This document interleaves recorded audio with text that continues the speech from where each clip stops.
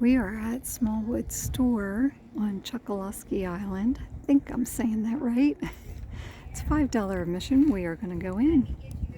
Editing Vicky stepping in here for a minute to say a little bit about Chokoloskee Island. It's worth noting that the island actually started from oyster shells that were collected there by fishermen and early settlers that were into the fishing trade. So it's all different types of shellfish, and they would discard their shells there.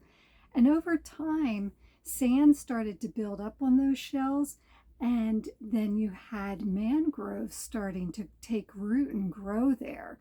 And once those mangroves started to hold in that soil, it became a place where people could actually inhabit it. So early settlers were, they believe, the Calusa tribe, and they were there until the Spaniards came. And then, unfortunately, a lot of the diseases and things they were not accustomed to, and so many died by that. It also said many died by the sword, so I'm assuming there were fights and things that happened.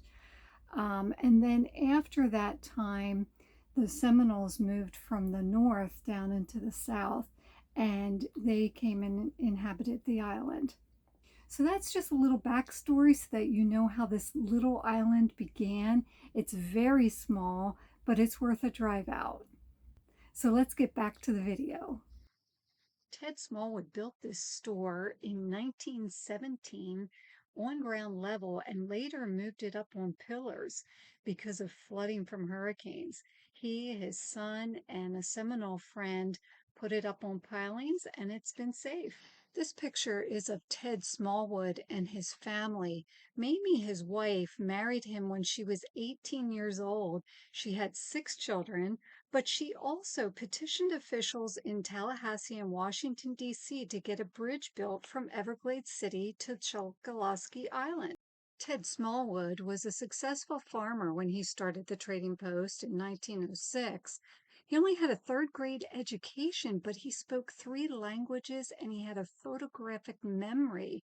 He was an enterprising businessman, and he made the store the center of activity on the island. The store is chock full of many old things to look through. It's really fun to see everything, including a wooden box that was used to hold the silver and valuables that the Seminoles brought for trading. They wanted to keep it there in Ted Smallwood's bank. So he built the counter on a slant to allow for hoop skirts, even though hoop skirts were out by the time he built this. He was thinking about his childhood when women wore hoop skirts. There's a very old Coke machine here, as well as a shoe lathe. It was one of the services they provided to people because there was just no services on this island anywhere, but they could get their shoes fixed here.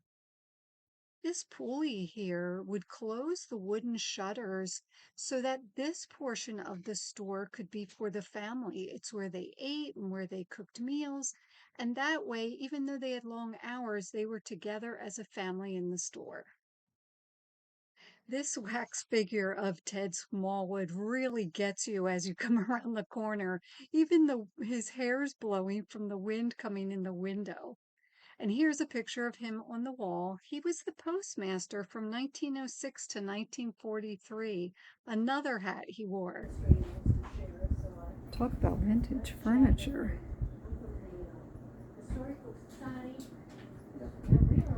And a vintage quilt.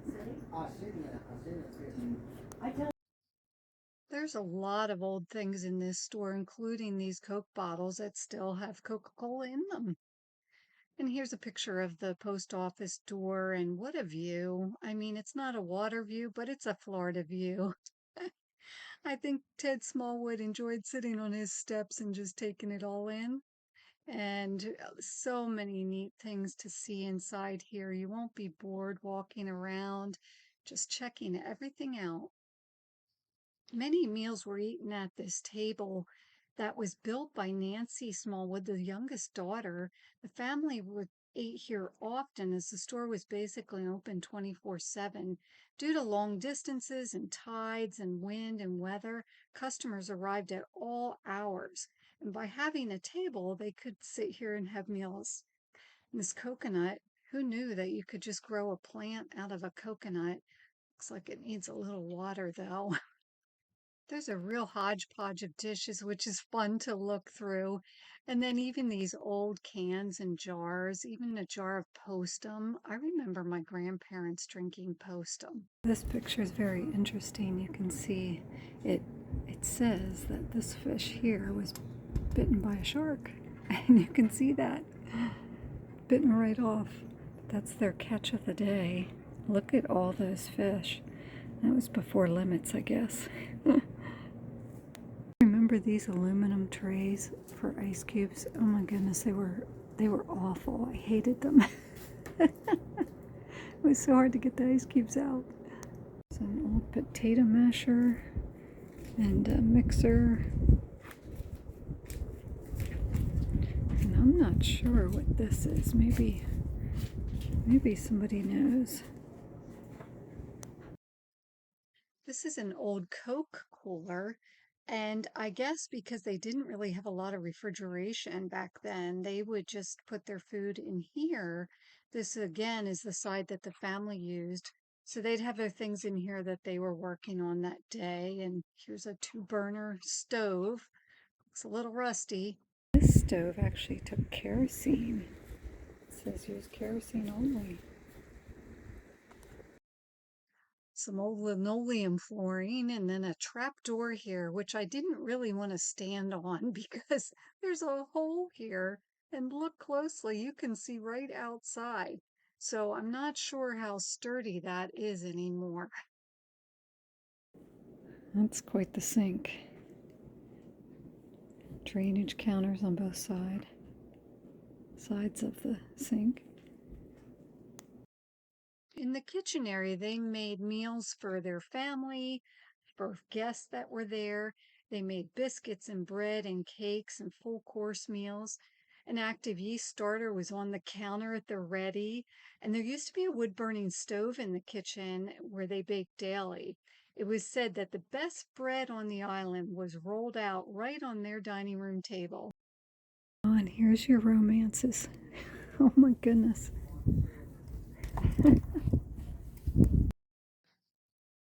I guess when they weren't reading those romance magazines, I guess they were sewing because there's a lot of sewing things on this side. There's an interesting tale of Ed Watson, a successful cane farmer who used to come to the store, but he had a fearsome side, and it was believed that he was shooting his workers on payday and then feeding them to the gators. Isn't that awful?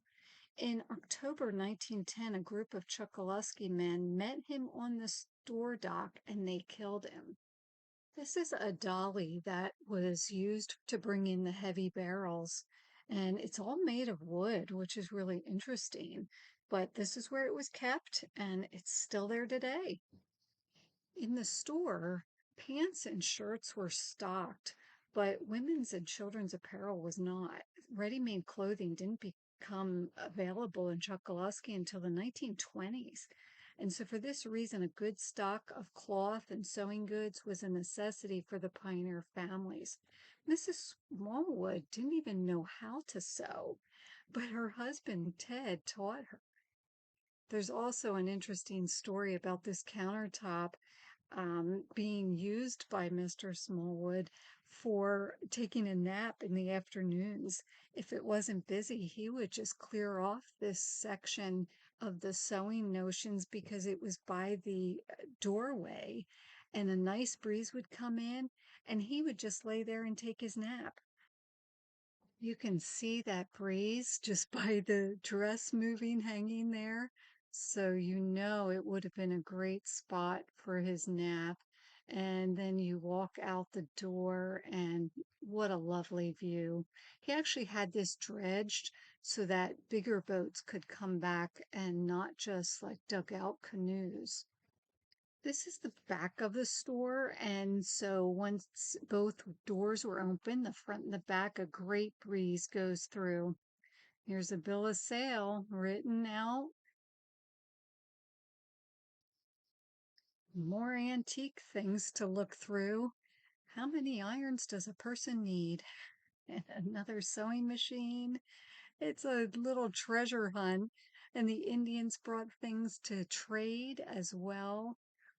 It's really quite a little treasure trove here, and I hope you come and take some time walking through. We're still going through the store, lots to see yet. They have these information boards around, so that's helpful to know what you're seeing. But these were wooden dishes. They were very thin and light, used to weigh out things like butter, things that came in bulk. Well, it looks like Melvin Brown is in trouble. I wouldn't want to be him. And here's a way to measure your eggs. That's a handy thing. Look at this store. Isn't that incredible? At the back of the store is a bedroom where the children could take their naps. Mr. Smallwood often stayed here because the Seminoles traveled 30 to 40 miles by dugout canoe to trade. And because of the effort of all the polling, they would often stay for a week. And he would stay in this bedroom, but he'd share the campfire with them first because he spoke the Seminole language fluently. Life on Chokoloskee wasn't easy. Many necessities just didn't exist on the island until the bridge was built in 1955 when cars could finally enter. I hope you enjoyed this visit as much as we did. Thanks for watching.